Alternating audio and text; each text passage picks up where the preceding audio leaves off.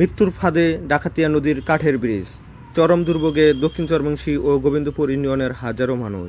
চরকাছিয়া পানিরঘাট থেকে বাইরাঘাট ও গোবিন্দপুর যাওয়ার পথে ডাকাতিয়া নদীর উপরে নির্মিত একমাত্র কাঠের ব্রিজটি আজ যেন মৃত্যু ফাঁদে পরিণত হয়েছে। দীর্ঘদিনের অবহেলা, সংস্কারের অভাব ও সময়ের ক্ষয়ে বৃষ্টির বিভিন্ন অংশে ভেঙে পড়েছে। কোথাও তৈরি হয়েছে বড় বড় ফাঁক, কোথাও আবার নড়বড়ে কাঠের তক্তা, যা প্রতিদিনই ঝুঁকির মুখে ফেলছে সাধারণ মানুষকে। এই ব্রিজ দিয়ে প্রতিদিন চলাচল করেন স্কুল কলেজের শিক্ষার্থী, কৃষক, ব্যবসায়ী, রোগী সহ হাজারো মানুষ।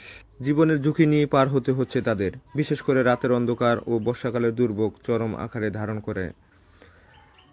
সামান্য অসাবধানতায় ঘটতে পারে বড় ধরনের দুর্ঘটনা। স্থানীয়দের অভিযোগ, বহুবার সংশ্লিষ্ট কর্তৃপক্ষের দৃষ্টি আকর্ষণ করা হলেও এখন পর্যন্ত নেওয়া হয়নি কোনো কার্যকর পদক্ষেপ। কি সমস্যা মানে এই যে ব্রিজ ভেঙে গেছে, কিছুদিন দিছিল ব্রিজ ভেঙে গেছে গা। সরকারি পক্ষ থেকে যদি ব্রিজ হইতো আর কি সবচেয়ে আমাকে বেটার হইতো আর কি। অন্তত নিচে 10 লক্ষ মানুষ আছে, মনে করেন না যে আমাকে এই যাতায়াত এই যে এই সময়টা যদি ব্রিজ ভেঙে যায় তো আমাকে হাতরণ ছাড়া উপায় নেই। খালি মোটরসাইকেল নিয়ে আসতে সমস্যা, যে সময় মানুষ একটা রিক্সা আইলাম ওখানে, আপনি নিজেই তো দেখলেন, এতে আর কথা না একটা রিক্সা আইলাম মানে তুই তো মানে নিজেই ঘুরে এলাম গাঙ্গে এখন মানে এটা তো দিচ্ছে শ্রমিকের জন্য। সরকারি পক্ষ তো না এলে জিনিসটা আর কি ভালো হতো আর কি, যদি এমপি এটা নিয়ে নজর দিত অথবা প্রশাসন যদি দেখতো আর কি আমাদের জন্য ভালো হতো আর কি।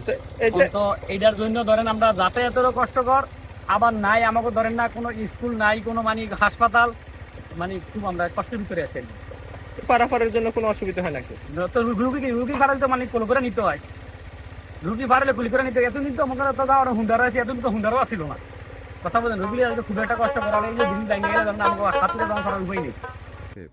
ফলে দিন দিন বাড়ছে মানুষের ক্ষোভ ও হতাশা। এই ব্রিজ শুধু একটি যাতায়াতের পথ নয়, এটি দুই ইউনিয়নের মানুষের জীবন ও জীবিকার সঙ্গে জড়িত। এটি নিরাপদ ও টেকসই সেতু নির্মাণ এখন সময়ের দাবি। সরকারের যদি এমপি এটা চায়, ইচ্ছা করলে এমপি তো যখন তখনই করতে পারে। এমপি ইচ্ছা করলে আর কি যে কোনো বাজারে দিয়ে এটা করে দিতে পারে। এখানে যদি এমপি যদি আল্লাহ লয়, যদি আল্লাহ ফাকরুল আলামিন এর তৌফিক দেয় তাহলে উঠি করলে করতে পারে না, হয়তো করে না। দক্ষিণ চরমংশী ও গোবিন্দপুর ইউনিয়নের মানুষের প্রাণের দাবি, দ্রুত সময়ের মধ্যে পুরানো ঝুঁকিপূর্ণ কাঠের ব্রিজ অপসারণ করে আধুনিক ও টেকসই সেতু নির্মাণ করা হোক। এতে একদিকে যেমন কমবে জনদুর্ভোগ, অন্যদিকে এলাকার যোগাযোগ ব্যবস্থা ও অর্থনৈতিক কার্যক্রমে আসবে নতুন গতি।